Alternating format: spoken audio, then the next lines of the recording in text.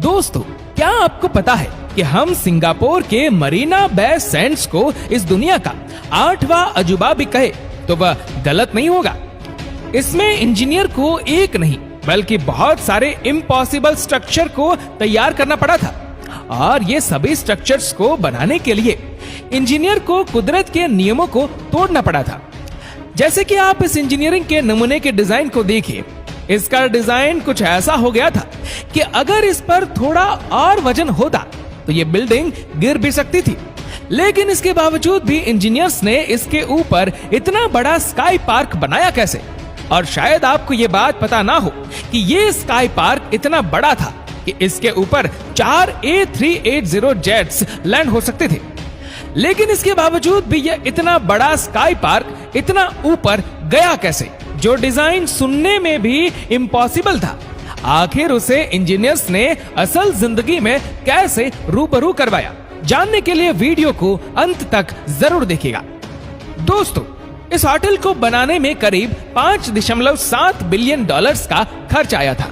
और शायद आपको ये बात हैरान कर दे कि इतने पैसों में अगर आप चाहो तो करीब करीब 4 बुर्ज खलीफा तो खरीद ही सकते हो। और इसके टॉप पर एक स्विमिंग पूल है जो कि आपको सिंगापुर का 360 डिग्री का व्यू प्रोवाइड करता है। इसमें हर बिल्डिंग को बनाने के लिए सबसे पहले इंजीनियर को 16,500 वर्कर्स को हायर करना पड़ा था। इंजीनियर के पास सबसे पहली चुनौती थी इस बिल्डिंग का डिजाइन, जो कि इंजीनियर को फिजिक्स के लॉस को तोड़ने पर मजबूर कर रही थी।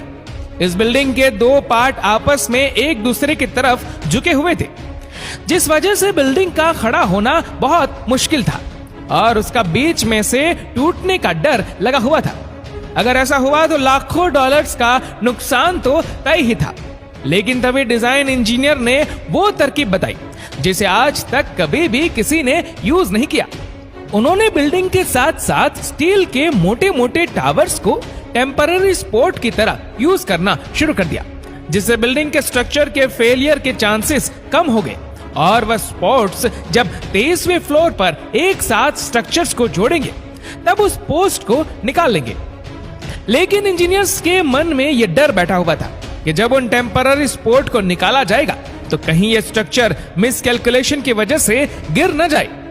इसीलिए उन्होंने स्ट्रक्चर के अंदर कुछ परमानेंट सपोर्ट को ज्वाइन करने का सोचा।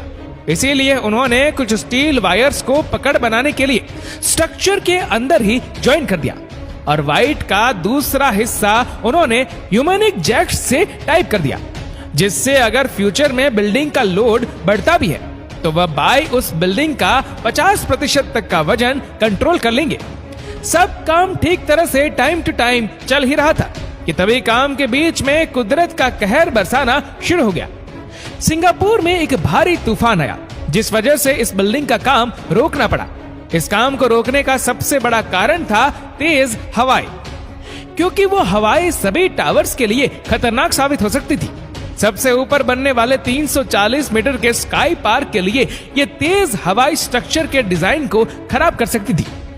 अब इंजीनियर को इस बात की चिंता खाई जा रही थी कि ये प्रोजेक्ट इतनी तेज हवाओं में सेफ भी है या नहीं। इसलिए उन्होंने इंजीनियर्स को हायर किया जो कि इस पूरे प्रोजेक्ट की टेस्टिंग कर सके। अब वे इंजीनियर ने इस मॉडल पर टेस्ट करनी शुरू कर दी और उन्होंने ये पता लगा लिया कि सिंगापुर के तूफान में ये बिल्डिंग 200 मिलीमीटर तक इधर उधर हो सकती है। जब इंजीनियर्स ने ये पता लगाया कि ये मूवमेंट ऊपर ब्रिजेश पर लगे हुए जॉइंट की वजह से हो रही है, तो उसे काबू में करने के लिए इंजीनियर्स ने स्काई पार्क के नीचे मल्टी डायरेक्शनल स्टील बेरिंग्स को लगा दिया।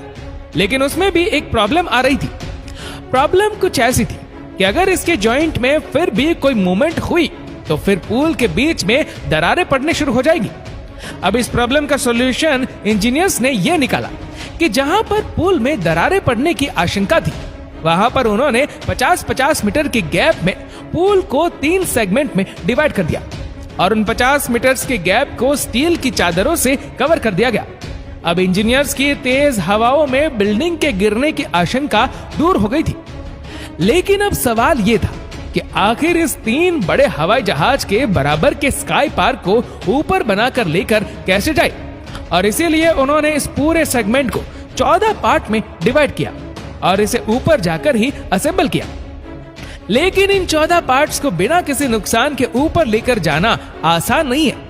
इंजीनियर्स 14 में से 12 पार्ट्स को किसी ना किसी तरीके से ऊपर तो ले गए, लेकिन इंजीनियर्स को अब इसमें से 2 सबसे बड़े पार्ट्स को ऊपर ले जाने में बहुत दिक्कतें आने लगी थी, क्योंकि ये दोनों पार्ट करीब करीब 80 मीटर के थे और इनका वजन 1400 टन के बराबर था।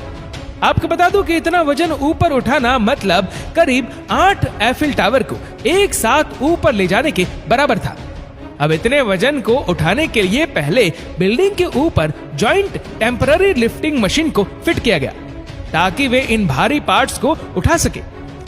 आपको बता दूं कि यह लिफ्टिंग इस दुनिया की लॉन्गेस्ट और लार्जेस्ट लिफ्टिंग थी।